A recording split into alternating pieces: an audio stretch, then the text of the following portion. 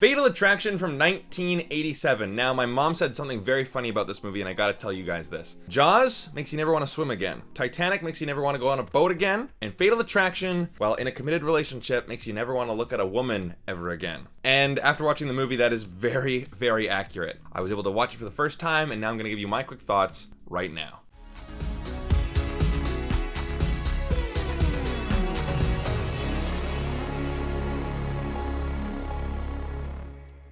Hey guys, my name is Brandon, aka the BrandoCritic. Thank you guys so much for being here. Today I'm going to give you my honest, no BS take on Fatal Attraction and let you know if it's worth a watch today. If you want to support this channel, then hit like and subscribe, but if you really want to support the channel and get a ton of exclusive content, then go follow me on Patreon. Link is down below, as well as my partners at Movie Scene Canada. Make sure you check them out as well. So, we have Fatal Attraction from director Adrian Lyne, and you know him from such films as Flashdance and Jacob's Ladder, and I didn't even know this when I watched the movie, the new Ana de Armas Ben Affleck movie called Deep Water. Yeah, he directed that too. Can't wait to see that one. And it stars Michael Douglas, Anne Archer, and of course, the showstopper, Glenn Close. And in Fatal Attraction, we have Dan Gallagher, played by Michael Douglas, who is a lawyer in New York City and married to Beth, played by Anne Archer. They have a daughter and a dog, and it seems to be a pretty mundane marriage. However, that marriage is about to be turned upside down when Dan meets Alex Forrest, played by Glenn Close, an editor for a publishing company. While Dan's wife and daughter are out of town for the weekend, he and Alex have an affair with a night full of dancing, nice walks through the city, and blowjobs in the elevator. So Dan leaves early in the morning to go home, only for Alex to call him on his home phone.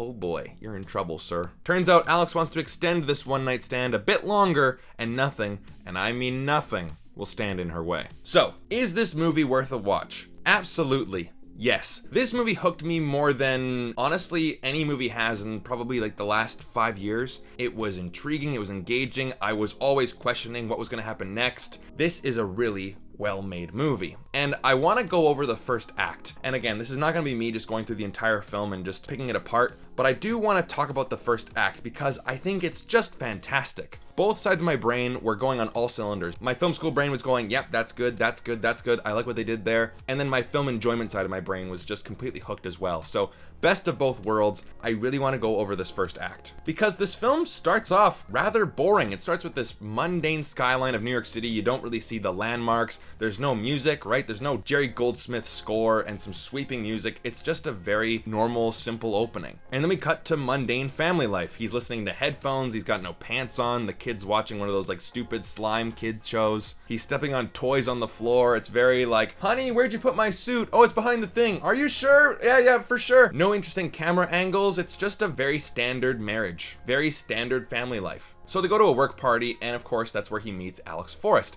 this exotic woman at the bar with this crazy blonde fizzy hair. But of course his wife comes back, so he's got to go. He meets her just briefly. So they go home, and it's obvious that Dan wants sex, of course, right? But he's got to take the dog for a walk, and he isn't asked to take the dog for a walk. He's expected to. Aren't you forgetting something?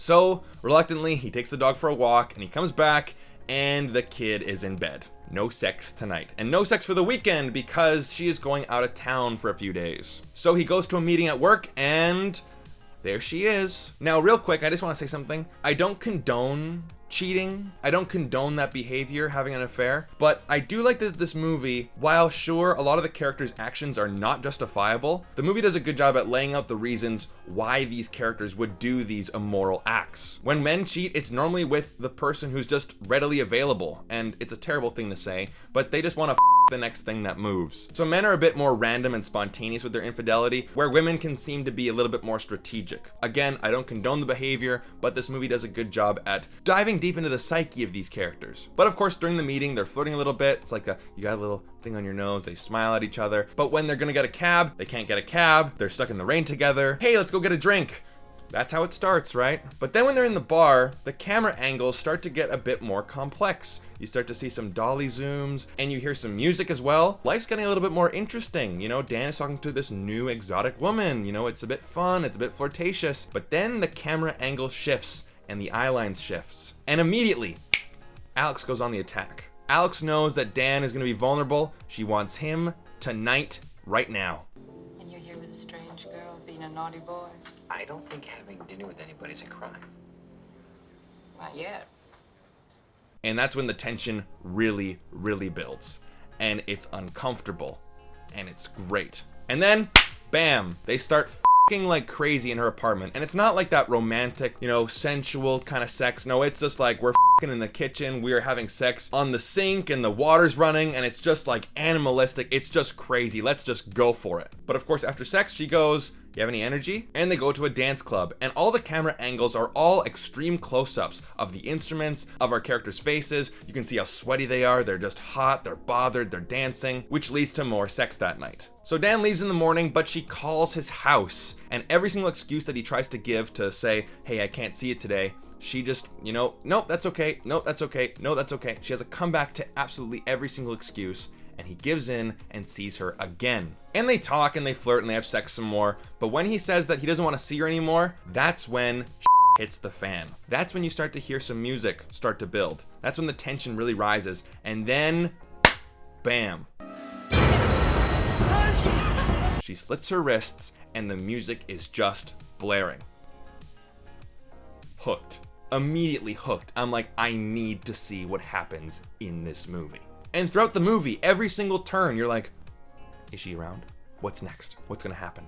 It's just great. I love when a movie has you completely engaged. And what's crazy about it is that life gets back to normal for Dan and his family, but you just know that Alex is out there, kind of like a shark going out to sea and just planning the next attack. But let's talk about the performances. Anne Archer and Michael Douglas, they're good. They are fine in this movie, nothing jaw-dropping, but Glenn Close, this is her movie. She is absolutely terrifying and terrific. And what's crazy is that the producers didn't think that she could pull it off. They thought that she did not have the sexuality needed for Alex Forrest. But she really did pull it off. She nailed it. And another fun fact is that Glenn Close actually took the script to some psychologists because she was a bit, uneven about some of the decisions that Alex Forrest made as a character. And she said, can a character really make these decisions when she's going through these situations? And they said, if you take this character and come at it with the idea that this character has been mentally and sexually abused growing up, then yes, she would make some of those decisions. And I will spoil one of them later on, but I will give you a warning for that. So that's what she did, and it just became this terrific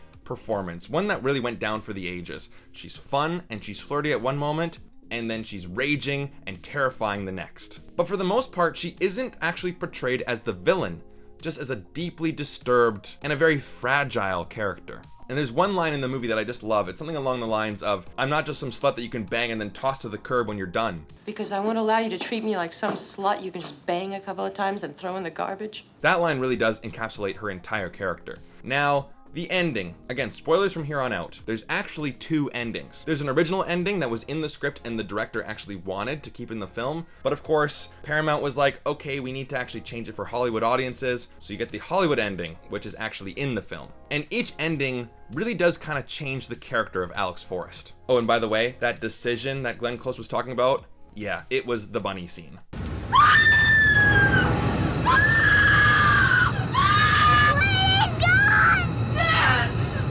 That famous scene, which is just absolutely brilliant.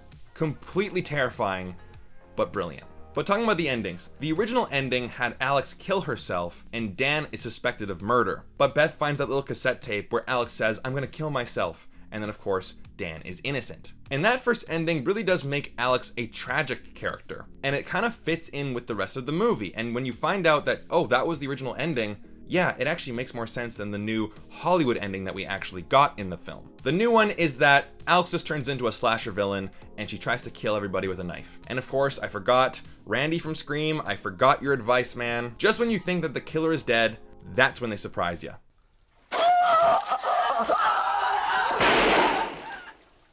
Now I gotta admit, I really did jump at that scene because, again, this movie was so unlike a slasher horror film that when it turns into a slasher horror film, I didn't even think about something like that. It's like, oh right, she could still be alive and she could try to, go for the final kill. But that second ending does change the dynamic of the film. Dan is now the hero and Alex is the villain, which pissed off a ton of feminists when this movie came out. So just know that we have two endings and you can decide which one you like better. But throughout the entire movie, you're hooked. You're intrigued, you're engaged, you're constantly questioning what's happening, what's real, who's telling the truth, who's lying. I was completely on board for the entire movie. I'm giving this movie a 4 out of 5. I really thoroughly enjoyed it, and I do think that you guys will too. So those are my thoughts on Fatal Attraction. What are yours? Leave them down in the comment section down below. And thank you guys so much for sticking with me to the end of the video. I really do appreciate it. If you like this video and you want to see more videos just like it, then definitely hit like and subscribe. Again, I really do appreciate the support. Go follow me on Instagram, Twitter, TikTok, and Letterboxd at BrandoCritic. And if you really want to support the channel, join the exclusive family for all that exclusive content, then go follow me on Patreon, just like these lovely people right here. Thank you guys so much for watching. Leave some suggestions down below. What movie should I review next? I'll see you guys next time. Take care.